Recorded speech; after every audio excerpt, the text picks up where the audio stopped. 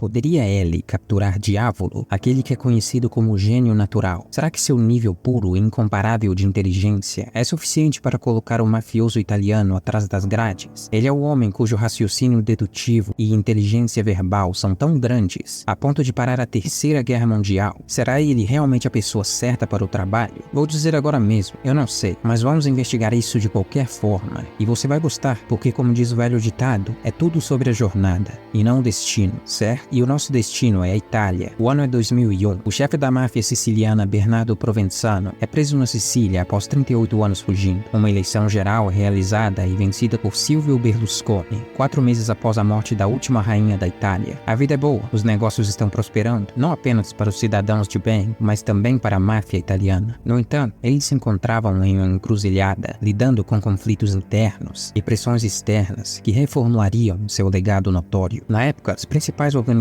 criminosas eram a máfia siciliana, Cosa Nostra, a Camorra em Nápoles e, é claro, a 'Ndrangheta. Elas enfrentavam um crescente escrutínio das forças da lei e uma competição intensa pelo controle sobre empreendimentos criminosos lucrativos. Mas a mais proeminente é conhecida como Passione, um sindicato operando principalmente em Nápoles. Ela personifica a essência do crime organizado em suas várias formas. Essa instituição sombria é retratada como envolvida em uma ampla gama de atividades criminosas, incluindo tráfico de drogas, contrabando de armas e assassinatos.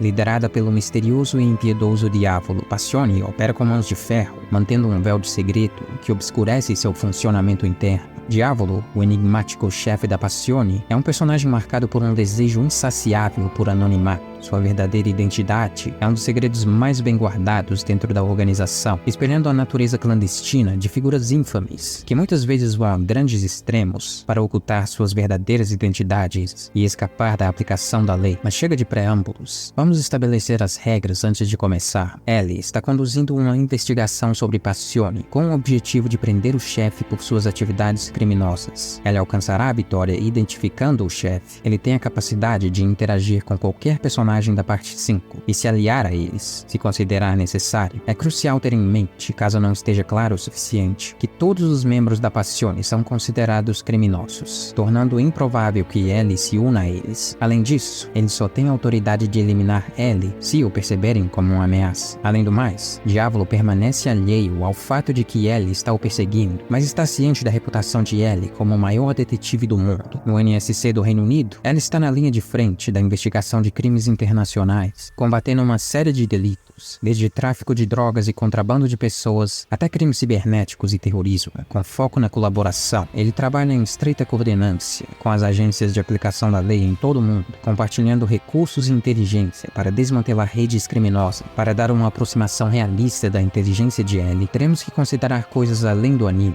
e olhar para as novelas canônicas, como o caso dos assassinatos de Los Angeles, do caso BB Murder Cases, quando tinha 8 anos. Por volta da época em que entrou na Whamy's House, Ellie provou ser um gênio ao exibir suas habilidades analíticas e intelectuais, fazendo coisas que vão desde completar quebra-cabeças até investir com sucesso em ações. Aos 8 anos, ele era inteligente o suficiente para impedir o início da Terceira Guerra Mundial durante os bombardeios de Winchester, interrompendo quando era um jovem adulto. Ao desafiar Beyond Birthday, Mello afirmou que suas habilidades intelectuais eram equivalentes a 5 investigadores ordinários e 7 agências de inteligência. E quando enfrentou Kira, esses números aumentaram consideravelmente. Quando criança, o QI de Ellie estava na faixa de 250 a 300, e quando ele conheceu Light, seu QI estava astronomicamente mais alto. Para aqueles que ainda debatem quem é mais inteligente, Light ou Ellie, sem sombra de dúvidas é o Ellie. Ellie estava 95% certo de que Light era Kira quando eu disse a ele que sua estimativa era de apenas 5%. Ellie é muito mais inteligente que Light. A única coisa em que Light é melhor que Ellie são suas habilidades sociais, que ele usou a seu favor, e sem essas aptidões sociais, ele não teria conseguido fazer metade das coisas que realizou ao longo da série, e foi isso que permitiu que ele superasse o Ellie no final. E finalmente, Ellie poderia ter vencido no final se Mikami não tivesse idiotamente matado Takada depois que Light deu instruções muito claras para não agir por conta própria. Ellie sabia que Light era Kira desde o começo, mas lhe faltavam provas, pra mim pelo menos. Ellie perdeu no momento que Light teve sua memória apagada. Foi um plano muito bem pensado, perfeito em todos os aspectos. E quando ele recuperou sua memória, a cena em que conversam sobre a chuva, sobre igrejas e sinos sendo muito barulhentos, deixou claro pra mim que Ellie sabia do plano e percebeu que iria morrer nas próximas horas. O sorriso dele no final representou o triunfo de Light, e Ellie viu isso, mas naquele momento já era tarde demais para ele. Continuando a história, dessa vez o desafio é ainda maior, porque seus esforços estão voltados para o Império de Diávolo, em Nápoles, com base no modus operandi sobrenatural e táticas excêntricas, usando poderes estranhos que os diferenciam dos demais. Após estabelecer uma base de operações no sul da Itália, Ellie percebe que esse caso não será fácil, porque os gangsters da Passione odeiam atrair atenção, o que os tornariam alvos fáceis para assassinar. A gangue é baseada em Nápoles, mas também há membros operando em Roma e Veneza. Já conhecendo a hierarquia do poder dentro dos grupos da máfia italiana, a única opção de Ellie seria confiar em suas habilidades de reconhecimento de padrões para identificar certas peculiaridades sobre a Passione. Diretamente abaixo do chefe está seu homem de confiança, o consigliere, ou conselheiro. Abaixo do consigliere estão os alvos mais óbvios para Ellie, os membros da unidade especial, uma subdivisão de elite dentro da Passione que opera sobre as ordens diretas do chefe e é responsável por localizar e matar traidores. São eles que deixam os golpes para trás. Então é uma questão de tempo monitorar assassinatos aleatórios e determinar se foram perpetrados pela Passione ou não. Mas logicamente é muito perigoso ter agentes infiltrados espionando essa ramificação da gangue sem a tecnologia avançada de hoje. Então Ellie é forçado a focar nos escalões mais baixos da organização, composta pelos capo-regimes, ou tenentes. Os oficiais encarregados de conduzir o negócio da gangue sem problemas, geralmente recebem um território. Cada capo é dedicado a tipos específicos de trabalho, e também recebe uma ou várias equipes de membros da gangue que os obedecem. A menos que o chefe intervenha, infiltrar agentes ainda é arriscado, porque a polícia já perdeu vários, mas Ellie sabe melhor do que isso. Envolveriam seus homens em transações comerciais da gangue. Dessa forma, Ellie descobriria que os capo-regimes preferem se vestir como civis normais, para se misturar com a multidão. Alguns têm empregos comuns durante o dia, como ser um barbeiro, taxista ou dono de uma loja de brinquedos, mas na realidade, eles são ricos e gostam de ostentar. Sabe-se que uma pessoa pode se tornar um capo-regime ao reunir apoio suficiente e gerar vários bilhões em dinheiro para a organização. O próximo passo para se aproximar do chefe seria estabelecer uma conexão entre cada capo e captar as nuances da gestão de subordinados pelo chefe, encontrando tentativas fracassadas de descobrir a identidade do chefe através de exemplos como sorbet e gelato seria de crucial importância para não repetir o mesmo erro. Esse tipo de informação é facilmente acessível para todo o pessoal da máfia, incluindo os agentes infiltrados. Ao desenterrar a história desses dois, Ellie seria capaz de ligá-los ao time de assassinos cujos membros traíram a Passione após serem ameaçados por Diávolo por tentarem revelar sua identidade. Dessa forma, Ellie não precisaria que seus agentes atuassem como membros da gangue, pois ele faria com que os membros remanescentes de La Squadra atuassem como intermediários entre ele e seu alvo final,